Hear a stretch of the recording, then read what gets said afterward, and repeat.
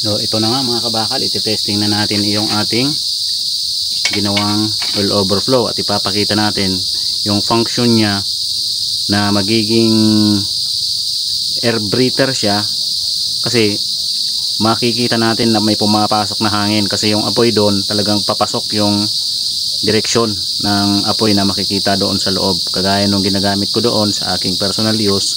So susubukan natin kung i-epekto dito sa bagong gawa natin. So, lalagyan lang natin ng krudo.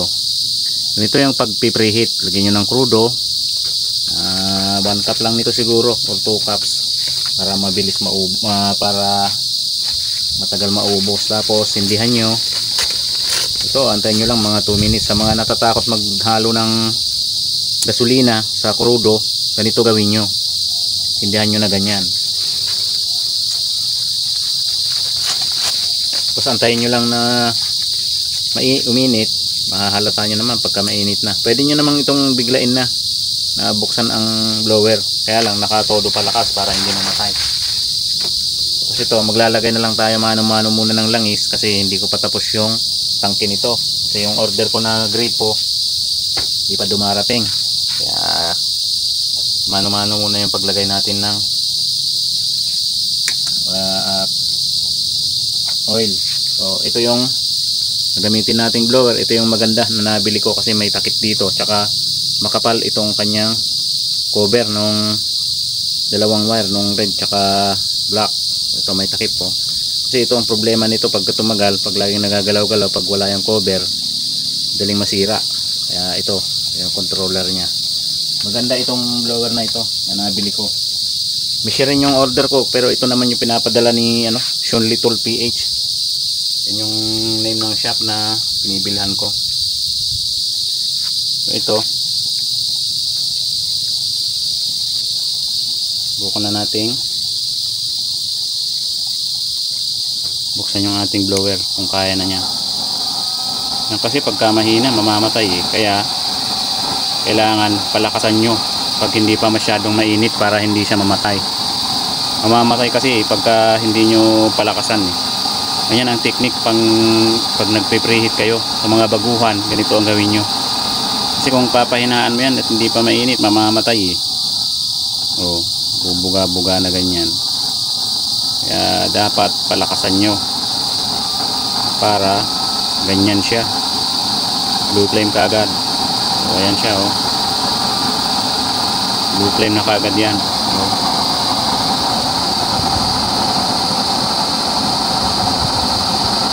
So ayan mga kabakal, ito wala itong dito, walang trap, pero walang lumalabas na usok.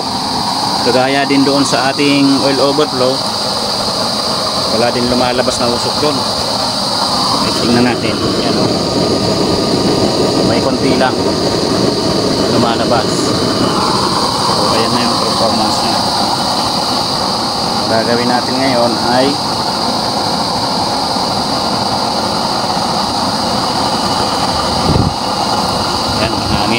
so mano-mano na lang muna natin lagyan ng motor oil,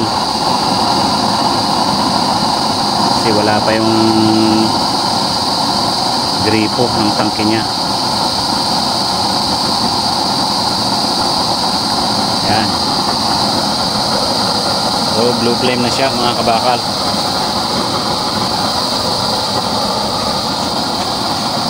Ang technique lang dito, bakit walang lumalabas na usok doon? Walang usok doon na lumalabas Kailangan lang yung butas dito, walang nakatapat doon sa butas ng labasan ng oil dyan. Tapos doon din sa may oil overflow, wala ring nakatapat na butas doon, lihis yung mga butas dyan para walang lumabas na usok. Ganyan ang technique. So ito mga kabakal, order ito ng taga-Bawang, yung foreman nung gumagawa ng kalsada. Kasi nakita niya yung binili niya sa kamag-anak ko, umorder siya.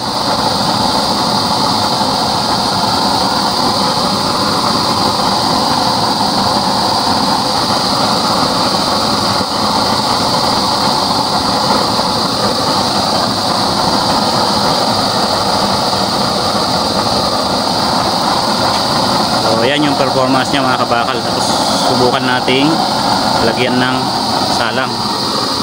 ayoko lang maaabot niya, mainit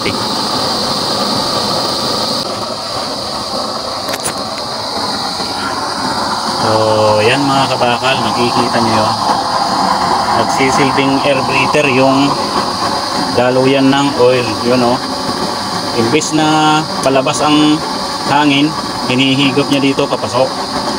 Yan yung nagiging purpose niya, nagiging air breather ito kasi hindi nag air breather yung nito, oil overflow, kasi nga ito wala itong trap, itong galing doon sa supply ng oil. Ayan yun yung tinatakpan ko na yun. Yan ang advantage ng may gumagana siyang air, parang air escape yun, air breather. Yan ikita nyo ba? Yun tinatakpan ko, yun lumalabas. Yan yung magiging magandang epekto para sa less carbon. Yung akin naman kasi yung personal use ko dito nagkakaroon ng air breather dito sa oil overflow. Dito ang nag-function na air breather niya yung galing doon sa daluyan ng oil, kaya hindi talaga ito aakyat ang usok dyan kasi pahigop dito sa loob yung hangin niya, hindi pa palabas. Kagaya doon wala rin yan kasi walang nakatapat na butas dyan. Yan yung isang advantage ng ating design, kasi walang trap yun. Yung iba kasi may V-trap dito may nilalagay silang trap, yung fill trap. Ito wala pero yung nito doon papasok ang hangin imbis na palabas.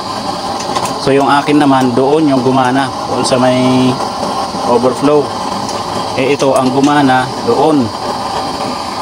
So titingnan natin doon sa akin naman, doon sa personal use ko, doon yung gumagana at gumagana din doon. Kaya ito ang advantage ng may air escape dito, kasi nare-regulate yung oil dito para less carbon siya. Kasi pag walang ganyan, nakukulob yung carbon doon sa loob, kaya marami ang carbon na nabubuo. Ito kasi na-evaporate yan, kaya less carbon ang nabubuo. So okay mga kabakal, mali sa kabila yung naging air escape nito, yung breather, hindi doon sa oil overflow, kaya okay pa rin naman. So swerte yung mapupuntahan nito na design na nag-order sa bawang. So okay mga kabakal, ang na lang. Salamat sa panonood.